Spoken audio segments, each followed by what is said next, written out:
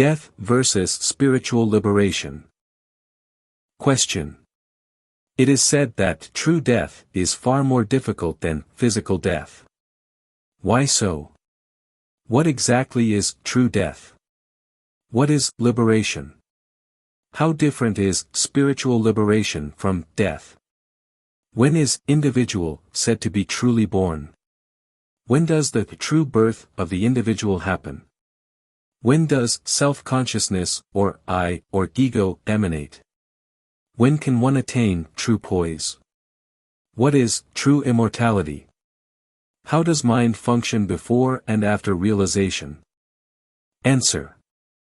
Extracted from Meher Baba's literature, which is a copyright of Avatar Meher Baba Perpetual Public Charitable Trust, Ahmednagar, India. The beginning of the true existence of the individual self occurs at the moment when consciousness in the course of its evolution adopts its first human form. This also represents the terminal step in its evolutionary development. This is the moment when the limited individuality is crystallized as the I that exhibits the basic characteristic of self-consciousness. This is the true birth of the individual.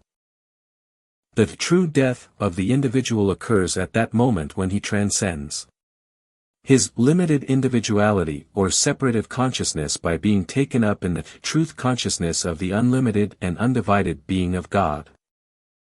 The true death of the individual consists in the complete disappearance of the limiting ego mind that has created the sanskaric veil of ignorance.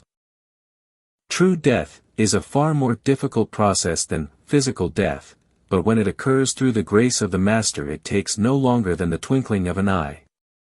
This dissolution of the ego mind and the freeing of the soul from the illusion of separative limited individuality are known as liberation. The sanskara-ridden ego mind can never attain any real poise. It vacillates in constant rhythm to the alternating dominant sanskaras. Consciousness can attain true poise only when the ego mind, with all its attendant sanskaras, terminates. This is effected through the emergence of the unlimited and ultra-sanskaric individuality that comes into its own upon the inheriting of conscious eternal existence, which is true immortality. The infinite poise of consciousness in realization should not be confused with the semblance of sanskaric equilibrium that is approached by the limited ego mind in discarnate life in the hell or heaven state. Such ineffable poise is unapproachable by the full consciousness in man as long as it remains clouded by the slightest traces of the limiting ego mind. At the time of taking on a new physical body, the good and the bad sanskaras of the individual are almost in balance. However, there is always a slight ascendance, at this time, of either the good or bad sanskaras. They are never in perfect balance, nor do they in any manner overlap or cancel one another. Complete poise can exist only when the two opposite classes of sanskaras are so qualitatively and quantitatively opposed that they exactly cancel one another. When opposite sanskaras are not only equal in strength, but are also in exact qualitative opposition, they cancel each other and can no longer act as semi-automatic subjective propelling forces but are transmuted into consummate understanding that is free from opposing reactions to life. This is the state of liberation. The seeming balance that is approximated by the individual before each birth may be compared to a tug-of-war in which opposite forces are active, although neither may predominate. The matching of forces then has only to be slightly disturbed and the entire situation becomes subject to change. In the same manner the pseudo-poise of sanskaras present at the time of birth has only to be slightly disturbed in order to imprint the sanskaric pattern for the individual life. In the state of realization, the opposite types of sanskaras interpenetrate each other in such a manner that they cease to exist as opposing forces.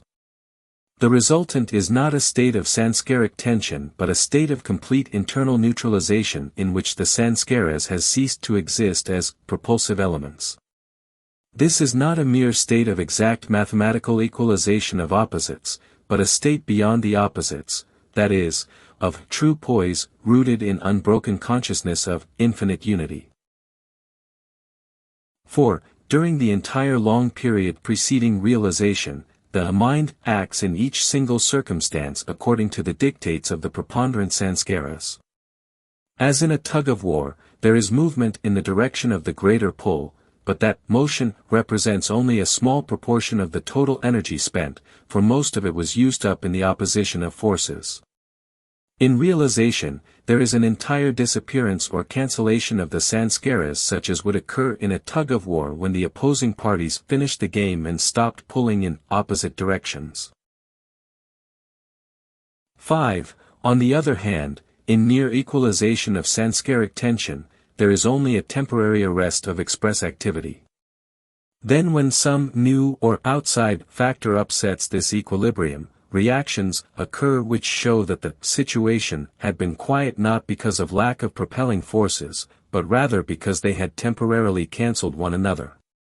With the annulment of the sanskaras, the individual is freed permanently from all sanskaric determination. As a consequence, for the first time, the individual's life can express itself without latent or patent inhibitions, for it functions in the limitless understanding of truth. Jai Meher Baba. Source: Listen Humanity. Page 107 to 110.